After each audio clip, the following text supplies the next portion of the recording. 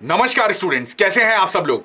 आप सबका एक बार फिर से स्वागत है Byju's exam prep IAS Hindi के इस यूट्यूब चैनल पर। आज के इस डेली क्विज में हम लोग देखते हैं कौन कौन से इंपॉर्टेंट क्वेश्चंस हैं। तो लेक्चर को शुरू करने से पहले आपके लिए एक इंपॉर्टेंट इंफॉर्मेशन, इस वीडियो के डिस्क्रिप्शन में आपको एक गूगल फॉर्म दिया जाएगा, उस फॉर्म को फिल कर दीजिएगा। आपको बायजूस एग्जाम प्रेप की तरफ से कॉल आएगी जहां पर आपका 1-to-1 काउंसलिंग सेशन होगा। आपके मन में जो भी डाउट्स हैं यूपीएससी एग्जाम को लेकर, वो सारे डाउट्स उसमें आप 1-to-1 पूछ सकते हैं। चलिए, पहला प्रश्न, कार्टोसैट श्रृंखला के संदर्भ में निम्नलिखित कथनों पर विचार करना है। कार्टोसैट 2 रिमोट सेंसिंग उपग्रहों की एक श्रृंखला है। 2005 से इसरो ने कार्टोसैट 2 उपग्रह लॉन्च किया था, जिसका उपयोग मुख्य रूप से जो हाई रिजोल्यूशन या लो रिजोल्यूशन वाली छवियां होती हैं उसके साथ साथ मैपिंग उद्देश्यों के लिए किया गया है। इसके लॉन्च के 17 साल बाद इसरो की दूसरी पीढ़ी के उच्च रिजोल्यूशन इमेजिंग उपग्रहों में से पहला, जो मुख्य रूप से शहरी नियोजन में उपयोग किया जाता है, वहां पर इसकी हेल्प हम लोग लेते हैं। कितने कथन सही हैं, इस चीज को ध्यान दीजिएगा। कहां पर लिखा होता है सही है, कहां पर लिखा होता है गलत है, ये मोस्ट इंपॉर्टेंट है। चलिए, इस प्रश्न को करने का प्रयास करिए, वीडियो को पॉज कर दीजिए। अब देखिए, ये इंडियन एक्सप्रेस का आर्टिकल है। कार्टोसैट यहां पर डी ऑर्बिटेट कर दिया गया है, इस वजह से कार्टोसैट चर्चा में आ गया।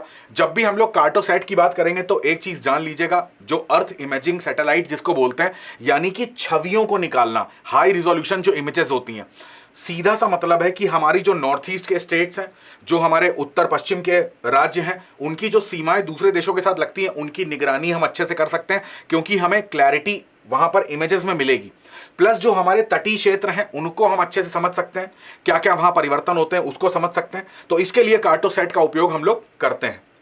तो जैसा कि अभी मैंने आपको बताया, तो यहां पर तीनों ही कथन सही हो जाएंगे, तो हमारा बेस्ट ऑप्शन हो जाएगा सी, सभी तीन। राष्ट्रीय युवा संसद महोत्सव के संदर्भ में निम्नलिखित कथनों पर विचार करना है। कितने कथन सही हैं। 2017 में मन की बात जो संबोधन होता है प्रधानमंत्री के द्वारा, उसमें पहली बार यह विचार रखा गया था। 2018 में इसका पहला संस्करण लॉन्च किया गया है, जिसकी थीम थी भारत की आवाज बने और समाधान खोजें और नीति में योगदान दें। देश में केवल सरकार द्वारा संचालित जो शैक्षणिक संस्थान होते हैं वही इस कार्यक्रम में भाग लेने के पात्र हैं। 18 से 25 आयु वर्ग के युवाओं की आवाज सुनना, जिन्हें वोट देने की अनुमति है परंतु चुनाव नहीं लड़ सकते हैं, इसको करने का प्रयास करिए। अब देखिए, इसके नाम से ही आप बहुत सारी चीजें इसमें आइडेंटिफाई कर सकते हैं। सबसे पहले देख लेते हैं कि ये कॉन्टेक्स्ट में क्यों आया। ये पीआईबी का आर्टिकल है। यहां पर सेंट्रल यूनिवर्सिटी ऑफ पंजाब, जो कि भटिंडा में है, इसको फर्स्ट प्राइज दिया गया है। किस चीज में, यहां पर देखोगे 16th national youth parliament competition आयोजित किया गया था, उसमें यहां पर इनको फर्स्ट प्राइज मिला। अब ये जो युवा संसद महोत्सव है, दो चीजें इसमें आपको ध्यान रखनी है, एक तो युवा और दूसरी संसद। युवा का मतलब हो जाता है यहां पर क्लास, दो कैटेगरी हो जाती है, क्लास 9th से 12, जिसको हम लोग किशोर बोल देते हैं, और दूसरा जहां पर ग्रेजुएट और पोस्ट ग्रेजुएट आते हैं, जिनको हम लोग तरुण सभा के नाम से जानते हैं। तो इतने लोग इसमें पार्टिसिपेट करते हैं, इस वर्ग में पार्टिसिपेट करते हैं। मेन उद्देश्य होता है कि इनकी वाक शैली को और निखारना, इनके अंदर कॉन्फिडेंस लाना, आत्मविश्वास जगाना, जो सामाजिक मुद्दे होते हैं, सोशल इश्यूज होते हैं, उस पर इनके क्या विचार हैं, इनके अंदर आत्मविश्वास जगाना। संसद जो हमारा है उसकी कार्य प्रणाली कैसी होती है, उसके अंदर प्रक्रिया क्या होती है, क्या क्या कार्य होते हैं, उनसे परिचय कराना, ताकि युवा जो है वो एक पॉलिटिकल, भारत का जो राजनीतिक संरचना है उसको जान सके, भारत के राजनीतिक मुद्दों को, सामाजिक मुद्दों को समझ सके, उसमें अपने विचार वो अच्छे से रख सके। तो अब अगर पहले कथन देखोगे तो ये कथन एकदम सही है। 2017 में प्रधानमंत्री के जो मन की बात का कार्यक्रम होता है उसमें पहली बार ये विचार रखा गया था। पहला संस्करण 2018 की बजाय 2019 में आया था, तो ये कथन गलत हो जाएगा। केवल सरकारी यहां पर शैक्षणिक संस्थान होते हैं ऐसा नहीं है, मान्यता प्राप्त यहां पर जो भी संस्थान है वो यहां पार्टिसिपेट कर सकता है। और फोर्थ स्टेटमेंट एकदम सही है, तो यहां पर बेस्ट ऑप्शन होगा बी, कोई दो। तीसरा देखिए, स्वामीनाथन आयोग के संदर्भ में निम्नलिखित कथनों पर विचार करना है, कौन से कथन सही हैं। 2004 को कृषि मंत्रालय ने प्रोफेसर स्वामीनाथन के नेतृत्व में किसानों पर एक राष्ट्रीय आयोग का गठन किया। स्वामीनाथन आयोग ने प्रदर्शनकारी किसानों की मांग के अनुसार C2 प्लस 50% के आधार पर एमएसपी तय करने की सिफारिश करी। इसी आयोग ने एमएसपी के लिए कानूनी गारंटी की भी सिफारिश करी। अब देखिए, इंडियन एक्सप्रेस का एक बहुत बड़ा आर्टिकल है, तो ये बेसिकली, अब आपको पता है फार्मर्स का जो प्रोटेस्ट है वो इंडिया में हो रहा है। इसी के साथ साथ हम लोगों ने एक न्यूज और कवर करी थी कि फार्मर का प्रोटेस्ट यूरोप में भी देखने को मिल रहा है। तो फार्मर से जुड़े हुए जितने कमीशन है वो हमारे लिए इंपॉर्टेंट हो जाएंगे। तो यहां पर जब स्वामीनाथन पैनल की बात आती है तो ये पहला वाला कथन एकदम सही हो जाएगा। स्वामीनाथन कमेटी ने ना ही कभी सिफारिश करी थी कि कानूनी गारंटी की, और ना ही कभी सिफारिश करी थी और हालांकि आयोग ने प्रदर्शनकारी किसानों की मांग के आधार पर कभी सिफारिश नहीं करी। तो ये वाला स्टेटमेंट भी गलत हो जाएगा, ये वाला स्टेटमेंट गलत हो जाएगा। इसके पहले हम लोग को, आपको याद होगा जो हम लोगों ने DQ पे चर्चा करी थी, उसमें मैंने आपको बताया था कि A2 + FL ये फॉर्मूला MSP का है, जो कि कौन निकालता है, CACP के द्वारा। तो ये भी आपको फैक्ट याद रखना है। तो इसमें केवल एक कथन सही होगा, तो बेस्ट ऑप्शन होगा हमारा A। चौथा प्रश्न देखते हैं, राष्ट्रीय अनुसूचित जाति आयोग के बारे में निम्नलिखित कथनों पर विचार करना है। प्रारंभ में संविधान का अनुच्छेद 338 के तहत एक विशेष अधिकारी की नियुक्ति का प्रावधान था। इस आयोग में एक अध्यक्ष, एक उपाध्यक्ष और 3 अतिरिक्त सदस्य होते हैं। 2018 तक यही आयोग अन्य पिछड़ा वर्ग के संबंध में भी सामान्य कार्य करता था, यानी कि इसी आयोग के कार्य ये भी करता था। कितने कथन सही हैं? थोड़ा सा स्टैटिक पोर्शन है, एकदम स्टैटिक प्रश्न, तो आपको ये पता होना चाहिए। इसको वीडियो को पॉज करके इसको प्लीज सभी लोग लगाएंगे। अब यहां पर आप देखोगे PIB का आर्टिकल है कि जो अनुसूचित जाति आयोग है ये अपनी रिपोर्ट किसको सौंपते हैं, राष्ट्रपति को। तो ये अपनी जो वार्षिक रिपोर्ट है राष्ट्रपति को सौंप रहे हैं, तो हमारे लिए ये आयोग इंपॉर्टेंट हो जाता है। अब ये आयोग जो है आपको पता है संवैधानिक आयोग है, आर्टिकल 338 में बाकायदा इसके बारे में मेंशन है। एक अध्यक्ष, एक उपाध्यक्ष और 3 अतिरिक्त सदस्य भी होते हैं। 2018 तक ये अन्य पिछड़ा वर्ग आयोग के भी काम करता था। और इसके बाद आपको ये भी पता होना चाहिए कि 102वां जो संविधान संशोधन था उसमें इनके कार्य अलग कर दिए गए थे।